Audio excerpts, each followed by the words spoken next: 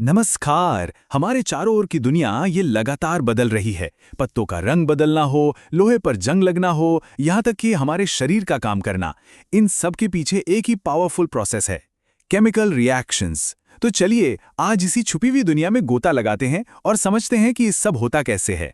तो एक सवाल से शुरू करते हैं। एक जलती हुई माचिस, लोहे पर लगा हुआ जंग, कटा हुआ सेब जो भूरा हो जाता है, और सुबह की कॉफी, इन सब में आखिर कॉमन क्या हो सकता है? इसका जवाब शायद आपको थोड़ा हैरान कर दे। जैसे कि ये कील कभी चमकदार और मजबूत थी, लेकिन अब धीरे धीरे अपनी पहचान खो रही है। मतलब ये सिर्फ रंग बदलना नहीं है, ये तो एक धीमी, बहुत ही धीमी रासायनिक लड़ाई है जो हर पल हमारे आसपास चल रही है। और ये सिर्फ बाहर ही नहीं हो रहा, हमारे अंदर भी।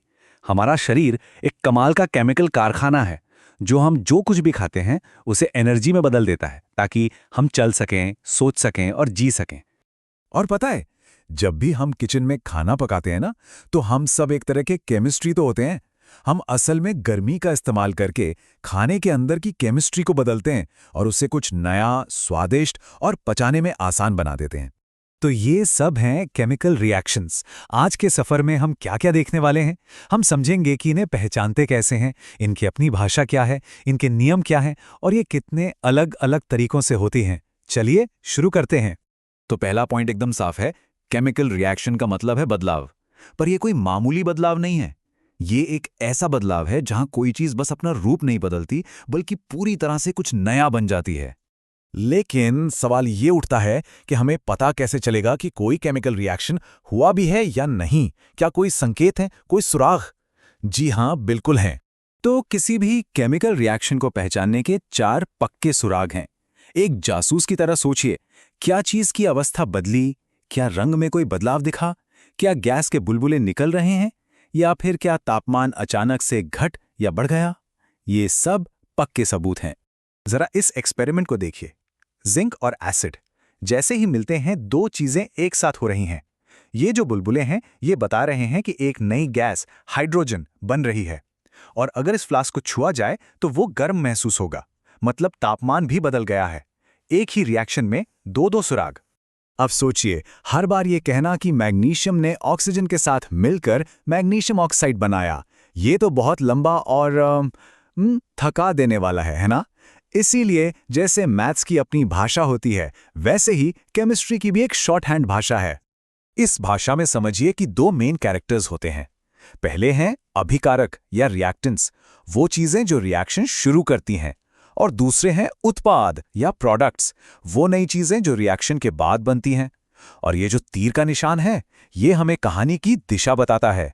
तो देखिए, ये भाषा कैसे सिंपल से एडवांस होती है। हम शब्दों से शुरू कर सकते हैं जो आसान है, लेकिन फिर हम सिंबल्स का इस्तेमाल करते हैं। 2mg + O2 2mgO। ये सिर्फ छोटा नहीं है, ये हमें ये भी बताता है कि असल में कितने एटम्स शामिल हैं। ये ज्यादा पावरफुल है। लेकिन एक मिनट, पिछले समीकरण में वो 2 कहां से आ गया? हम सीधे सीधे mg + O गिव्स mgO क्यों नहीं लिख सकते? इसका जवाब केमिस्ट्री के सबसे जरूरी नियम में छिपा है। और वो नियम है law of conservation of mass. आसान भाषा में कहें तो आप किसी रिएक्शन में एटम्स को ना तो बना सकते हैं, ना ही मिटा सकते हैं, बस उनकी जगह बदल सकते हैं। ये केमिस्ट्री का कह लीजिए संविधान है, इसे तोड़ा नहीं जा सकता। चलिए एक केस स्टडी देखते हैं, जब लोहा पानी से रिएक्ट करता है। अब यहां देखिए, लेफ्ट साइड पर एक आयरन एटम है, पर राइट साइड पर 3। अरे, और ऑक्सीजन का भी यही हाल है। मतलब ये समीकरण तो नियम तोड़ रहा है, ये अनबैलेंस्ड है। तो अब इसे ठीक कैसे करें? इसे एक पजल की तरह सॉल्व किया जाता है, हीट एंड ट्रायल मेथड से। हम फॉर्मूले के आगे कुछ नंबर्स लगाकर, जिन्हें कोएफिशिएंट्स कहते हैं, दोनों तरफ हर चीज के एटम्स को बराबर करने की कोशिश करते हैं। और कुछ कोशिशों के बाद वॉला, ये रहा हमारा बैलेंस्ड इक्वेशन।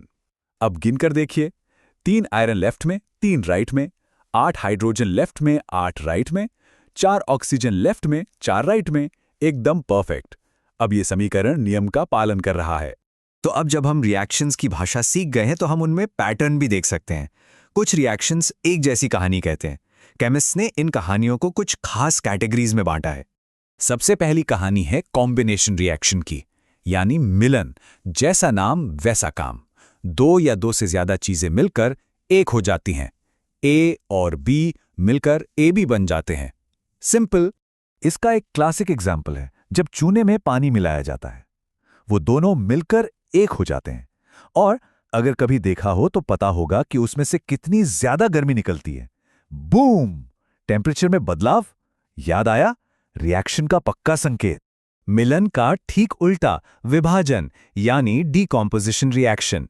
यहां एक बड़ी कॉम्प्लेक्स चीज टूटकर छोटे छोटे सिंपल टुकड़ों में बिखर जाती है।